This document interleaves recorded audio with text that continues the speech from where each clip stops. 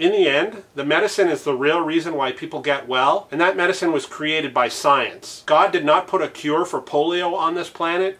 Scientists did. The process of researching and finding cures for diseases is a never-ending one, and it continues to evolve. Now, if God is watching, why doesn't he just create a cure for cancer? You know, just have it come into being. But then again, he created cancer, so why would he want to create a cure for it? Creationists are going to argue, well, God didn't create cancer, but he did. If you believe he created us, then he either created a very flawed design, or he just said, oops, this model could probably get cancer, but I don't feel like fixing it right now. I mean, I could do a redesign or offer up a cure, but you know, I'm kind of busy. The alternative is he created us knowing that the design would lead to terrible diseases, and he decided that that's just the way he wanted it. I mean, doesn't he care about us enough to just create us, plunk us down with all the knowledge we need to feed and clothe ourselves and then live a happy existence, to develop medicines to prevent us from dying prematurely? But he did create all the diseases in the world, so why would he care about helping us cure them? I mean, death by disease has to be part of his design. Still, he is nice enough to dole out the occasional miracle, at least according to the Bible. So if you're very lucky, he may cure you from terminal illness or blindness. But that begs the question, if God can cure the blind, why doesn't he just cure blindness? I mean, why be selective when it comes to curing illness? And why cure blindness at all? If a person was born blind,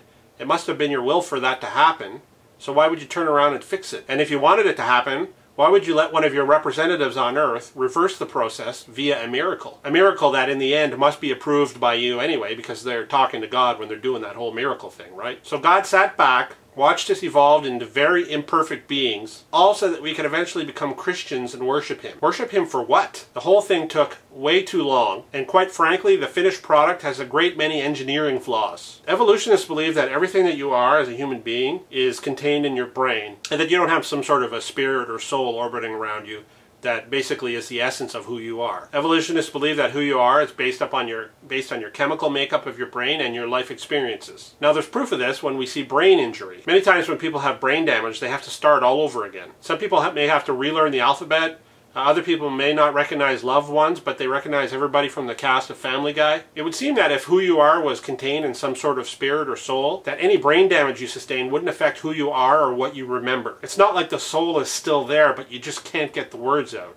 If you can speak, you can speak. Everything about your mind can be damaged by damaging the brain. So creationists believe that even though you can damage the brain, resulting in a part of the mind being lost, and then damage it further and even more will be lost, but then when you die and the entire brain is damaged, that somehow we can rise up off the brain with our faculties completely intact, go up to heaven and recognize grandma and speak to the dog in perfect English. I actually have to thank Sam Harris for that last piece of info. It was almost a direct quote of what he said. I thought it was brilliant. So if who you are exists in some sort of a spirit or a soul, a little bit of brain damage shouldn't have any effect on your ability to speak or remember. I'm going to title this next section, If God Exists. It's just questions that I had over the years about things that I saw that really didn't make sense to me. If God exists, why did he create animals like lions and polar bears? Lions that attack small baby zebras and then bite them in the neck and kill them. Why aren't all animals pink, fluffy, friendly, and delicious, whether cooked or raw? Even further to that, why do we even have a digestive tract? Can you imagine the countless millions of lives that would be saved if we didn't actually have to eat? Not to mention all the diseases related to the digestive tract. Why are there so many cultures and why are they so vastly different from each other? I think that points more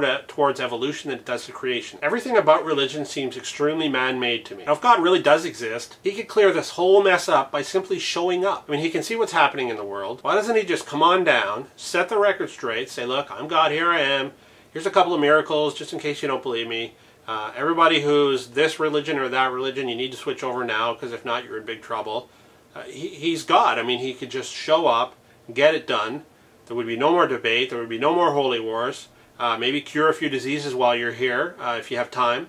Why doesn't he just do that? All of the wars and hate that come from religion would be put to rest almost instantly. Why does he just sit back and watch large portions of the world worship the wrong God? Why does he allow people to kill each other for religious reasons? So in the end, I accept the fact that the lights are going to go out when I die, and that's going to be it.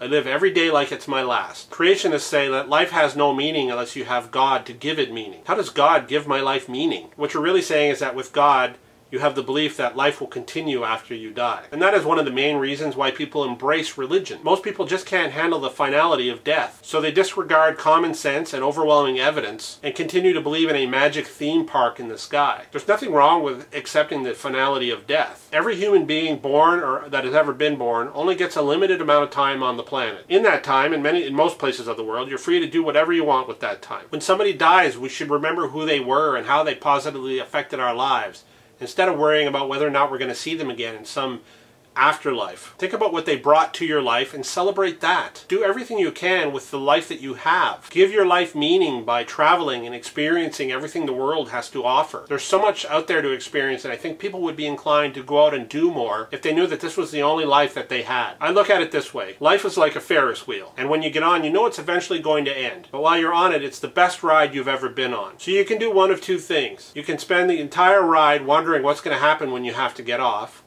or you can just sit back and enjoy the ride. I personally plan to enjoy the ride. If this series of videos on God and religion helps somebody else enjoy the ride, then my life has a little bit more meaning.